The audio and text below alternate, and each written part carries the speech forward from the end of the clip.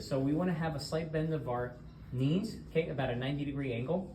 What we want to do is focusing on bringing our upper body, and I would say mainly your shoulder blades, off to the floor. So usually what I like to do is have my arms out in front of me. So again, now I have a cue where I want to try to bring my hands as close as I can to my knees. So I'm taking a deep breath in, raise only that upper body, again, shoulder blades almost close to touching my knees, and coming all the way back, and then reset. This is working on mainly your upper abs. Back and forth, nice and controlled. Hold it for about a second or two on the contraction and come back. Nice and slow.